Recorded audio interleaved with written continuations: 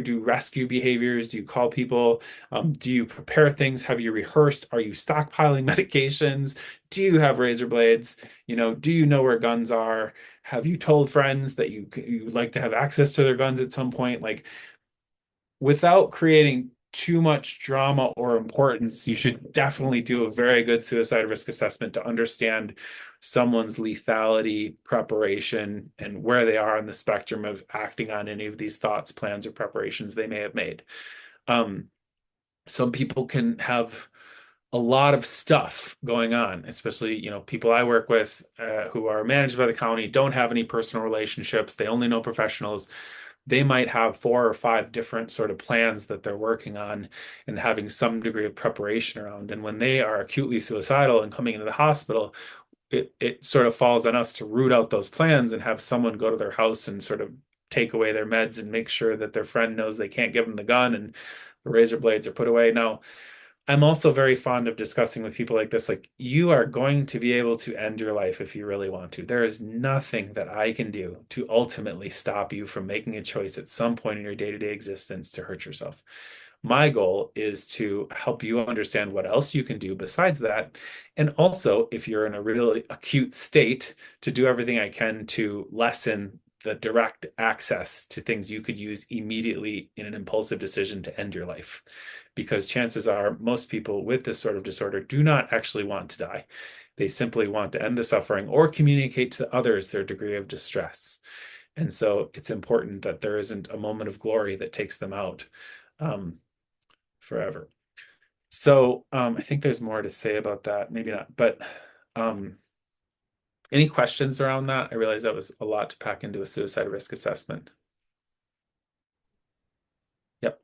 I don't have a question per se, but I have a resource that I use a lot and refer a lot of people to. It's called strongeryouwellness.com, and it's a support group for people living with chronic suicidal ideation. Um, and I think it's a great resource for people with borderline personality disorder or any other chronic suicidal ideation. I can put the link in the chat. I just wanted to share that with people. Thank you. Yeah. So just to say this one more time, because I feel like this is a pearl that I wish someone would have said to me right away.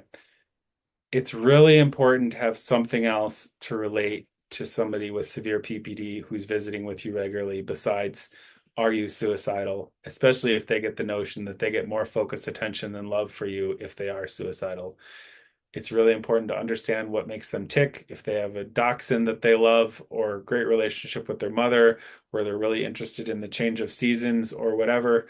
I mean, like you would with any patient that you have like a psychotherapy relationship with. But even if you're just prescribing this person's meds, you need to understand what else you can emphasize in your relationship, especially if they start rabbit holing and talking about their SI. You can sort of bring the conversation back, be like, yeah, but like, how is your son doing? Like, is he in school right now? Like, what's up with that? Someone's ability, so mentation, someone's ability to think about what's going on in someone else's mind is really an important clue about how well they're doing. If they can set their own stuff aside and think about their kid or their mom or some current event news and how crazy the political situation is and laugh about that, that's a good prognostic sign. That's a good sign overall about how they may be able to move through what they're experiencing. If they're completely fixated in their SI, everything sucks, nobody likes me, I should just die, and you can't shift that in a casual conversation, that is scarier. Just to be clear, just in case that people don't know that. And so that's a way that I sort of evaluate someone's sort of chronic SI and their current risk. Um, Okay, so as I said before, medications are helpful, they're tools, but really people need to learn to understand, to track their moods, what's triggering them, and how to react differently when they are feeling triggered. So, DBT essentially, recognize your moods as they're coming, being able to stop yourself, take a different pathway, redirect your thought patterns, and choose a different sort of way of coping rather than this is overwhelming, I want to die. Chain analysis, going back, trying to figure out what happened, where exactly you started to go to where you ended up, and where on that can you stop yourself and go in a different direction. These are basic DBT exercises. And there's a lot of coping skills in there about how to help people shift or cope with overwhelming emotions. Um, DBT classically involves individual skills groups, phone coaching, therapist consultation teams. This is really overwhelming, and almost no one does this in its classical form because it would cost too much money and it's crazy making for both the clients and the therapists. I would say that most people have some degree of DBT skills work they do, group work. You have an individual therapist. If you've got a really nice therapist that's dedicated and is willing to surrender some of their life, they may respond to text or you can call them in a crisis situation, but this is becoming less frequent in today's world. In the 80s, it seems like it was more of that. Um, and then it is important to have, just like you guys have, a therapist consultation group. You should be able to talk about what you're experiencing with your clients because it can get super intense and you can get pulled into dynamics that can be really unhealthy and you can end up enabling or validating bad behaviors because someone's distress is really overwhelming to us as providers just as it is to them and you're just like, okay, well, we will give you more Klonopin. Oh my God, this is so bad. So kind of having some consultation group that can hold you accountable, be like, no, we do not use benzodiazepines whenever possible. And no, important, boundaries are important and you don't want to rescue them. You can give them the tools. You can encourage them not to self-harm. You can tell them to call crisis, but you're not going to drive your car over there at 9 o'clock at night to make sure they're okay. Like boundaries, rules, encouraging people to be able to function autonomously. Um, Isabel Desjardins, I think, is now like the director of UVM at some level, but she used to be the director of psychiatry when I was doing my residency. And she had this great thing where she said, basically you want to internalize locus of self-control. So stop these people to the best of your ability from externalizing blame to everyone else and everything that's causing them to be dysregulated and help them understand that they can take control of themselves. They can internalize their own locus of self-control. Minimize shame, helping people understand, hey, that's okay. We're all struggling. Like I know that you decided to take an overdose instead of calling the therapist, but all right, next time you're going to do something different. And then encourage autonomy. So rather than someone becoming dependent on you, that if you just make the medication change, or if you just gave them the right DBT skill, then they'd be all right. Like really encourage them to start learning for themselves about how to help themselves, to kind of, be their own person rather than being dependent on a therapist or a friend or a partner or whoever else. Like encouraging autonomy. Okay, so kind of talked about this, but mindfulness is a part of DBT. That's kind of where its Buddhist influence comes in, trying to help people to enter their wise mind, their balance between, emotional overactivity and intellectualization, learning to tolerate really awful, distressing things, learning to regulate our emotions, breathing, exercises, distraction techniques, interpersonal effectiveness, how to discuss what you're feeling with someone, how to talk about it in a way that gets your needs met and allows you to kind of move forward in that relationship rather than just shutting down or becoming dysregulated. Mentalization. So this was a whole other theory, more of like a psychoanalytic theory or psychodynamic theory, that people who are not able to understand other people's mental states are more likely to develop BPD. And there was some theories about like moms who didn't give facial expressions to infants, didn't emote, that the infant never learned to recognize emotional states, internalize them, and relate to other people's emotional states, mentalization. And so helping people to understand what's going on for someone else in their emotional state, um, and not make assumptions about what they might be feeling, can be a part of mentalization-based therapy. I do want to say, as I'm about to go through this list of therapies, there was a study that I really liked that said more so than any one type of therapy, the therapy that likely works best for most people is one in which they feel like they can connect to the therapist, that there's an understanding from the therapist, that they feel like respect and heard, and that the other person understands who they are. So, yes, MBT or DBT or CBT or acceptance and commitment therapy or mental, whatever, they can be great tools. Internal family systems, there's so many. But moreover, I usually encourage clients to work with someone they like and they feel like understands them and wants them to get better. If you think your therapist is a dick and does not respect you, it doesn't matter how good they are at CBT. You know what I'm saying? Um, Again, transference space, this is more of a psychodynamic thing. I have no idea what this really is. I think you're just working with how you feel in reaction to the client, which is a good tool for all of us to use. You should check in with your body. How am I feeling when I'm talking to this person? But I don't know that I would go too deeply down the rabbit hole in learning this one unless you're interested as a PhD psychology student. Schema therapy, helping people understand ways that they view the world from childhood. If you grew up in this sort of environment, you might think of certain situations as very dangerous. Helping people understand how they see the world around them and how that causes them to relate to it or see themselves is important. Again, I don't know that you need to be the best schema therapist in the world, but this can be a really useful tool when you're working with people with chronic trauma in general, but certainly people who have certain ways of reacting to situations.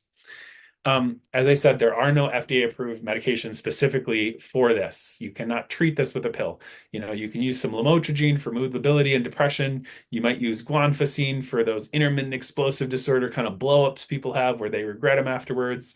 You might use some Boost Bar to buffer anxiety or some propranolol. I typically say if you're using more than 5 medications, or frankly, if you have 5 medications of different classes, this may be diagnostic. But if you're getting into the rabbit hole and you need more than 5 meds to treat somebody, you're doing something wrong.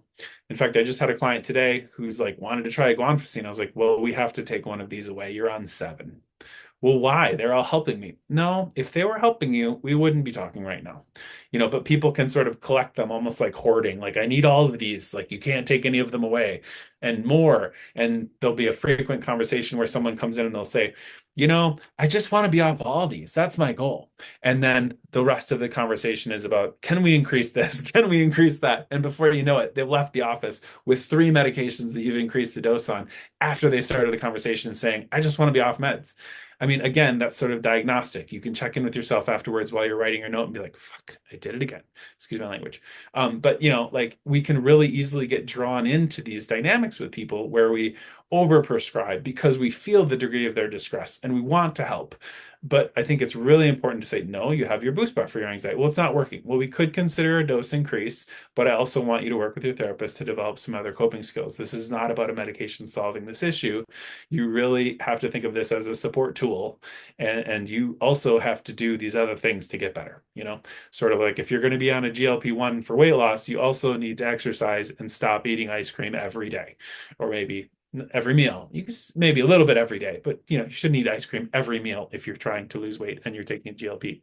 And people with borderline personality disorder who are on lamotrigine shouldn't expect that getting the dosage up to 300 or 400 milligrams is going to fix their emotional dysregulation. Because it won't. I've seen people on 800 milligrams of Seroquel who are still very dysregulated and they gain 80 pounds. So, talking about symptom clusters, trying not to give people too many meds. Yes, SSRIs, fine. If people tolerate them and they don't have too many side effects, I think any of them can be fine choices. Um, Again, limited effect on core BPD pathology. Do not overemphasize a medication, especially an antidepressant, in sort of solving someone's chronic dysphoria and emptiness, because it's not likely the source of the issue. It's not a serotonergic deficiency. Mood stabilizers, impulsivity, mood lability. I don't like Depakote as much. I definitely do not like lithium. Lithium, you can die. You take too much of it, it knocks your kidneys out. Depakote, the issue is that you can grow hair in places. It can affect your liver. It's just kind of an ugly drug. You can gain a lot of weight. I would always encourage people to consider lamotrigine first as a mood stabilizer.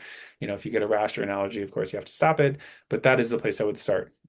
If you all don't know this, do not combine these two. It's very bad. Um, the only people who should ever do that is a neurologist. This one makes one of them makes the other one a lot higher. I think the valproate makes the lamotrigine dose much higher and much more likely to have Stevens-Johnson syndrome, if I recall my pharmacology. But I just took someone off lithium today and put him on lamotrigine whose primary diagnosis is BPD because you can impulsively kill yourself with lithium, and it's kind of hard to do that with lamotrigine. Yeah, so try not to do a lot of harm with antipsychotics. It's really easy to get people on 20 milligrams of olanzapine. If you're going to use an antipsychotic, more likely using a low dose of Abilify, some Seroquel at bedtime. You do have to discuss with them that they can get tardive dyskinesia, gain weight, develop diabetes, and be real clear about that. And so if they're going to make a choice to go on an antipsychotic to regulate their affect, that's fine, but you need to be clear with informed consent about what that choice represents and what it could do long term. Because again, there's a desire we all have to help people, and sometimes we talk them into medications, take this 5, 10 milligrams of Abilify without understanding that they may go on to gain 60 pounds and have a negative self-image and be resentful of the person that prescribed them that medication. And it didn't actually serve them to ultimately in their life improve their lot. Although for a few months or a couple of years, they may have felt less dysregulated, more able to deal with stressors. So long term, having those conversations. Yeah, so if they have depression, treat depression. If they have anxiety, treat anxiety. If they have ADHD, treat anxiety. ADHD, sorry, treat their attention issue. Um, you can always consider a mood stabilizer. Atypical antipsychotic, okay, but have a clear discussion. This is a tranquilizer. We're using it as that. I don't think you have, schizophrenia. I don't think you have psychosis. I don't think you have bipolar. We're using this because it's a tranquilizer. Is I like to be clear because once again, people can get these notions that they have other diagnoses. Some people look up an antipsychotic and they're like, oh, they must have thought I have schizophrenia. And you're like, no, I don't think you have schizophrenia. I think you have affective dysregulation from your history of trauma, and you have these personality dynamics that are really challenging for you. And this is going to make it so you're less reactive to those stressors.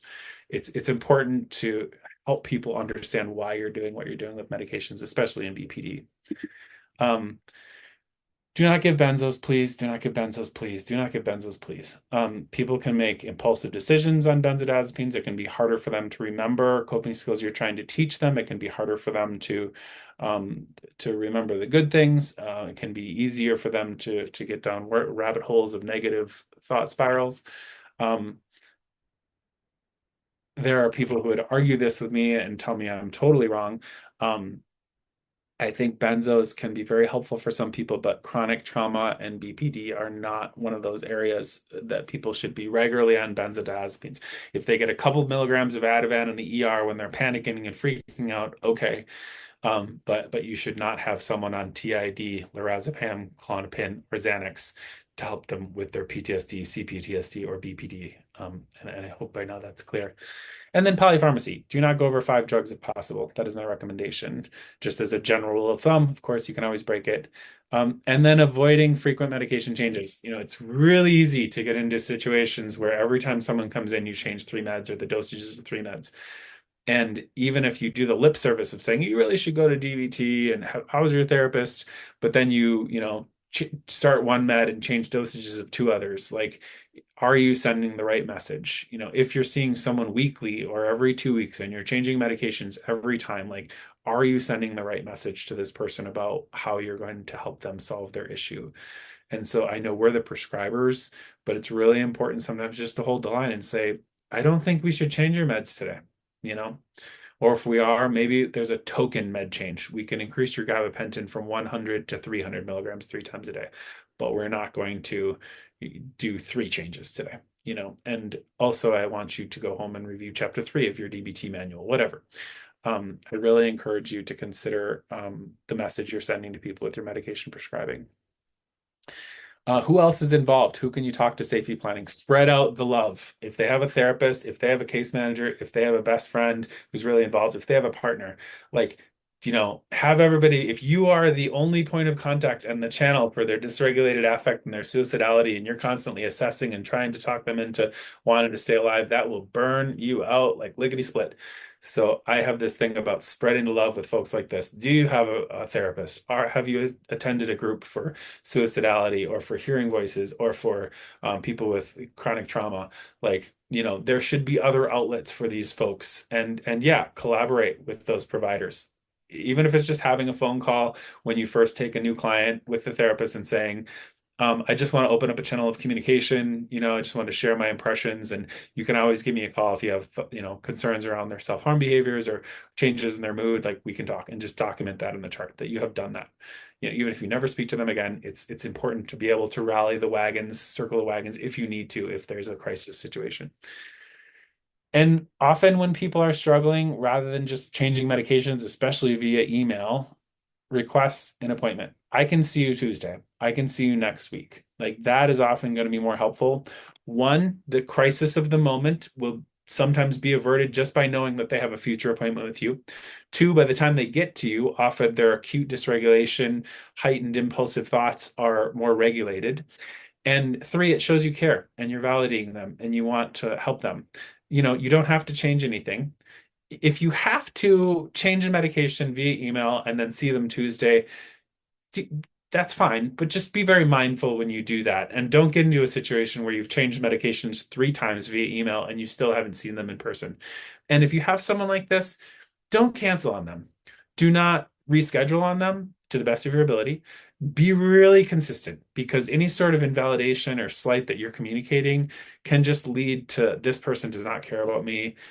I suck. I should just go die. And you may have a dentist appointment that comes up or a kid that's sick.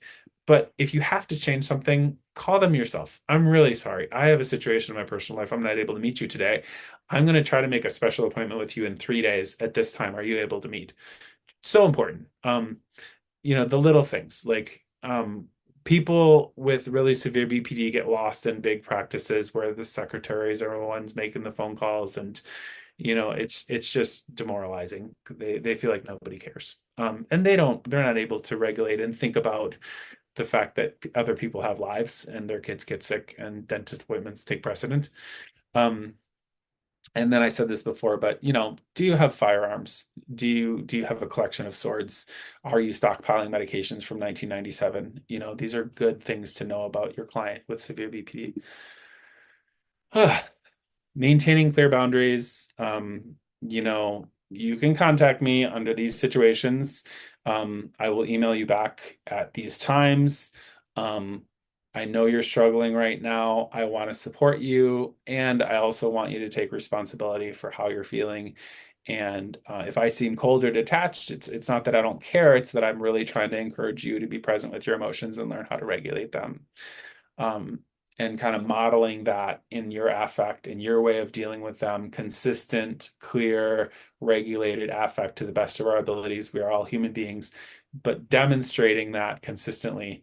Um, Lauren has heard me say this a few times, but I'll often have sort of the come to Jesus BPD talk with someone where I really put them on the spot and run them through the ringer and talk to them about symptoms and how this is causing dysfunction in their lives. And it's not uncommon these people get really pissed at me and they tell me I'm this and that and blah blah blah. And then usually within a day or two, or the next appointment, if it's an outpatient, they come back and they go, you were right. It was hard for me to hear that, but you're right. I think this is the central issue.